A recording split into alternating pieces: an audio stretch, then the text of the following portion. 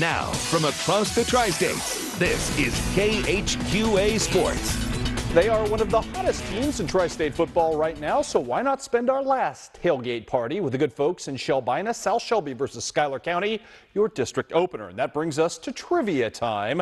Last week, Trace Windsor went nuts for South Shelby, scoring 6 touchdowns on the ground last week. We're just looking for a number here. How close was Trace to the record? What is the Misha record for single game rushing touchdowns? You can call right now at 217-222-6206 or go onto our Facebook page.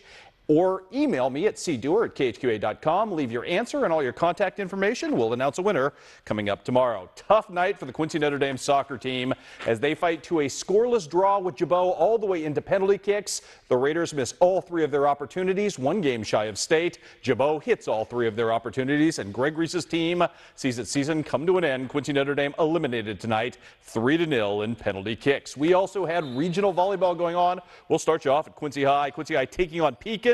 Pekin already down a set.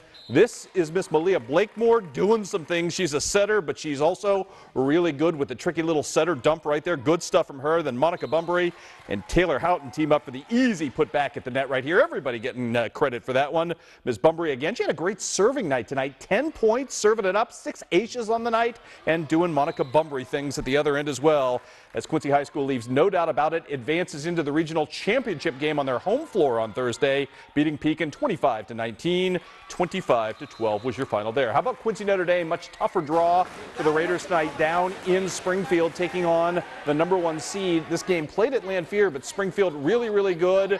A really tough draw. Game #1, Quincy Notre Dame trying to rally back in this one. Cassidy Foley getting the kill right here. Springfield, though, leading at that point 12-11. More to come from the outstanding youngster Riley Hummert, leaving no doubt about it with a blistering kill right there. But Courtney Pence, who's going to Illinois State next year, boy, could she hit it hard. 25-22, game 1 goes in favor of Springfield. Q&D, though, rallies all the way back and wins decisively in game #2. Again, it was Riley Hummert doing her thing, giving her team a 16-7 lead, and then Quinna Keating helping to close things out, leading her team to an 18-7 lead at that point. Q&D wins game #2, 25-12. Unfortunately for the Lady Raiders, that was all the steam they had as they get eliminated in 3 games. The final one goes in favor of Springfield, 25-19. Q&D's fine season comes to a close on the night. Q&D would have had a chance had they advanced to avenge an earlier loss to Jacksonville, but Jacksonville stays alive, gets the victory. They're the last hope big school-wise in Class 3A for our area as Jacksonville beats Sacred Heart Griffin 2-0. Jacksonville versus Springfield coming up on Thursday. Elsewhere, Class 2A tonight, Illini West trying to take care of business at Rushville Industry, taking on Beardstown in this one. Marley Burt have a day, 6 kills, including this one tonight from the very back line. Shelby Thompson serving well. She also had 5 kills on the night, including an ace as well to her stat line, as you see her serve it up right there. Beardstown trying to hang around in this one. Nancy Madrid coming from the right.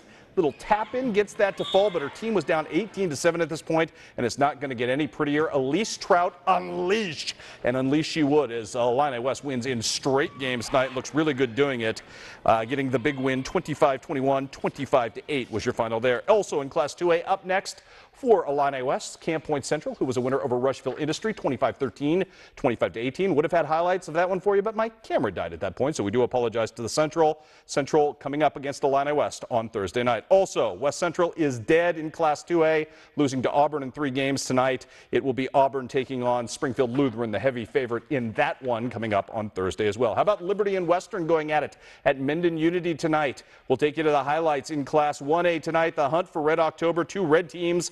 A broadcaster's nightmare going at it. That's Liberty in the far court, and this is Courtney Klingel throwing down hard, giving her team the early lead. Michaela Robbins, though, big for her squad as well as Western comes back. I tell you what, 2 very tightly contested games in this one, but in the end, just too much of Madeline Heyer and too much of Liberty, who would win in straight games and advance on into Thursday's championship game, where they will take on Payson Seymour, who was a winner in 3 tonight over the host school Unity as well. So Payson Seymour versus Liberty on Thursday should be an awful lot of fun as well. Finally tonight, West Prairie visiting South Fulton and visiting effectively. The Lady Cyclones storming through tonight and looking really good doing it. How about this little Hannah Misik hooking up with Rachel Menzel, who throws down nicely. The Lady Rebels would hang around for a while. Abby Schaefer's really good. Nice block at the net. But West Parade just kind of made short work of this tonight, looking great in the offing as Jen Reedy and company get the job done and advance on into the championship game coming up on Thursday. They win in straight games tonight to the Cyclones 25-10, 25-9. Up next for them, a showdown with Southeastern, which weathers the storm and beats Lewiston in 3 tonight. Other scores to pass along. Griggsville Perry season comes to an end at the hands of Calhoun. Also, Triopia still alive and kicking. They beat Route tonight to advance to the championship game at Route.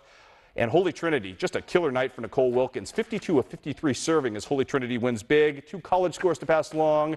The Jeanette Bergen era ends on a loss for Culver Stockton women's basketball, 64-58. And the Culver Stockton volleyball team wins in 5 over Mo Valley. 3 games to 2 was your final. Busy night tonight. All right, thanks, Chris, and we'll be right back.